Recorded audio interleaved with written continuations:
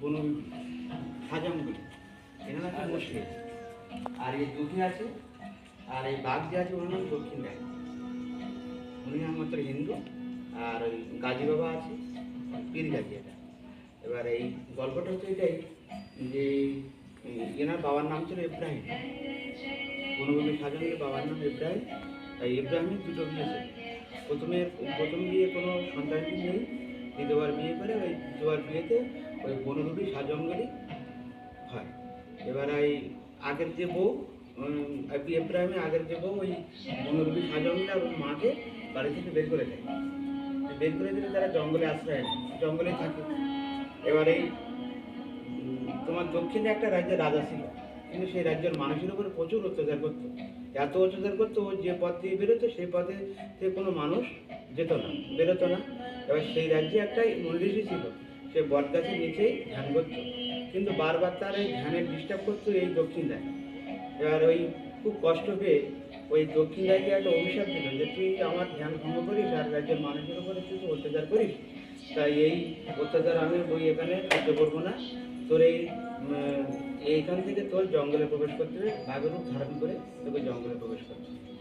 তা ওই বাবার অভিশাপে বাঘের রূপ ধারণ করে জঙ্গলে প্রবেশ করে, জঙ্গলে থাকে। জঙ্গলে যারা মাছ টাংরা মোমবাতি সংগ্রহ করে তাদের উপরও আক্রমণ করে, মারে। এবার তোমার ধোনা চাচা বলে একজন মহলে যেত মোমবাতি সংগ্রহ করতে, কিন্তু সে 6 সন্ধ্যায় মোমবাতি পায় না। মোমবাতি না পাওয়াতে খুব চিন্তায় ছিল। চিন্তায় থাকলে তখন ওই চিন্তা করতে করতে নৌকার সামনে ও ঘুমিয়ে যায়। ঘুমিয়ে গেলে তখন রাত গভীর হয়, গভীরে তখন ওই দক্ষিণে ওকে স্বপ্ন দেখাচ্ছে যে তুই তো আসিস আর চলে যাস, কিছু তো পাস না, তবে আমার কথা শুনে সবই পাবি। তা কী কথা? বলছে যে তোর নৌকায় যে বাচ্চাটা আছে দুঃখী, ধোনাচাচার নৌকায় ঢুকে ছিল, তুই দুটিকে যদি আমার কাছে রেখে দিতে পারিস তুই সবই পাবি, আর যদি না রেখে যাবি তাহলে তুইও তো ফিরবে না আর ওকেও আমি যেতে দেবো না। তখন বললো ঠিক আছে, আমি তাই হবে।